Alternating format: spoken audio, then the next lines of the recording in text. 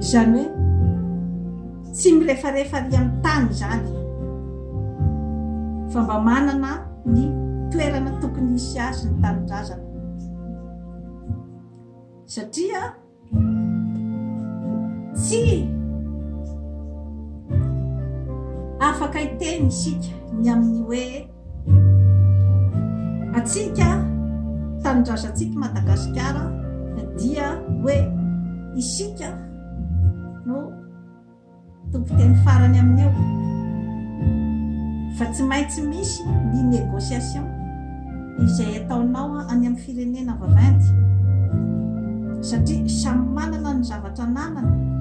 Ny firenena vaventy izy manana ny vola, manana ny teknôlôjia, manana ny fomba fampandrosoan'ny tany. Isika manana ny arenan-kibon'ny tany, manana olona zava-dehibe izay zavatra izay, manana zavatra betsaka izay tsy ananany, mahatonga azy izany ho tonga ao aminao. Alohan'ny hanaovanao négociation amin'ireo olon'ireo, tadidio fa efa fantany daholo koa ny mombanao, fantany daholo koa ny mombanao sy ianao izay manao négociation aminy, fantany daholo koa ny momban'ny tanindrazanao sy ny fomba fisainan'ny olona rehetrarehetra ao sy ny fomba fisainan'ny olona mpitondra teo aloha. Ka izay scénario izay no efa tokony koa ao anatin'ny sainao zany, izay négocier aminy. Ny zava-misy dia tsy maintsy izy andeha kitikitika foana ny amin'ny hoe tombotsoany, ary tsy maintsy izy andeha eritreritra foana ny hoe izao nefa fomba fanao hatramin'izay dia ny 10% sy ny ohatraohatran'izay. Kanefa ianao zany efa mba manana eritreritra hoe aleo kosa ngamba mbefa mijery ny tombotsoan'ny vahoaka amin'izay amin'izao fotoana izao. Amin'izay fotoana izay ianao dia négocier aminy ny hoe mba ataovy kosa 50% ho an'ny tombotsoan'ny firenena, na mba farafarantsiny ara hoe 40%, satria mety mbola misy zavatra betsaka koa ny hoe zavatra tsy maintsy ilana ho an'izay, tsy maintsy hiady varotra koa izy. Ka amin'izay fotoana izay dia ny zavatra mety mipetraka dia ny hoe raha koa manaiky ny 10%, ka ianao rabe no mba te hiakatrakatra aninona any amin'ny 40%, any amin'ny 50%, contacteko fotsiny ange rabe anongana anao teo e. Dia mbola izay ve no zavatra hitohy amin'ny firenetsika? Eritrereto tsara, tokony mba mifanaraka amin'izay Rakoto sy Rabe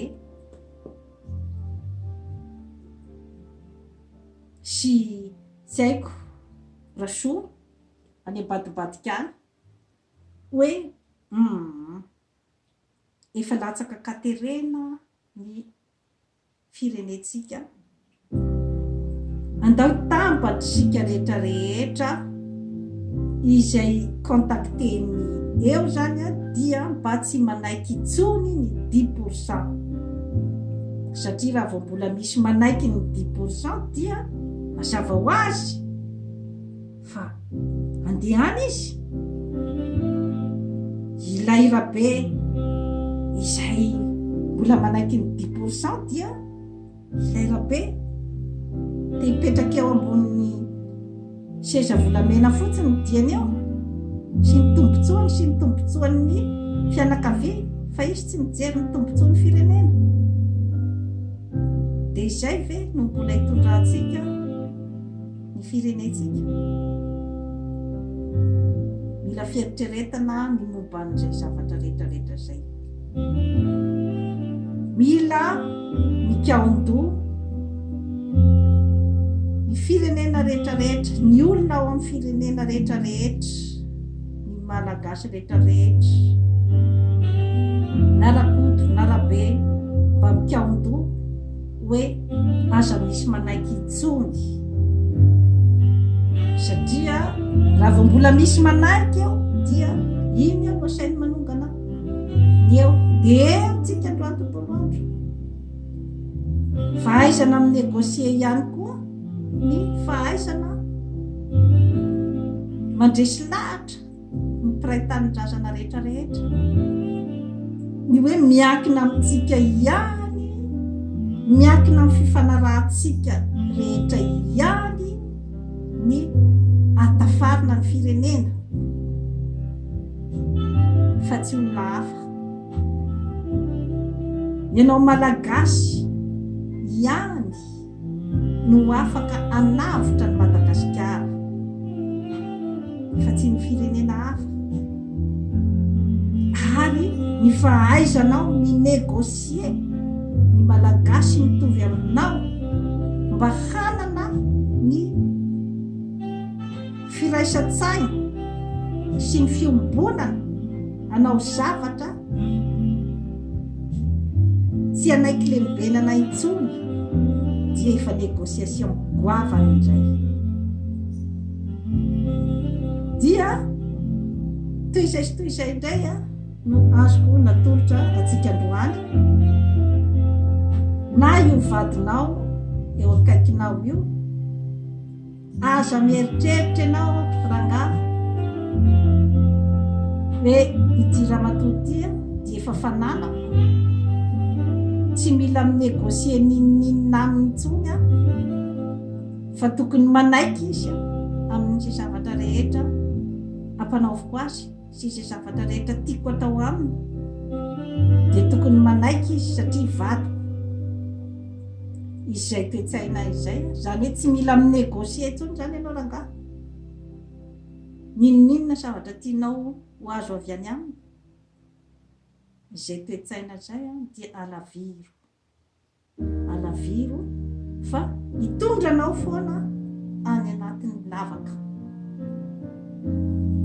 Dia toy izay sy toy izay tompoko lahy sy tompoko vavy no azo natolotra nareo androany manaova abonnement amin'izany forêt santé aty Canada, ary dia manolotra ny bye bye.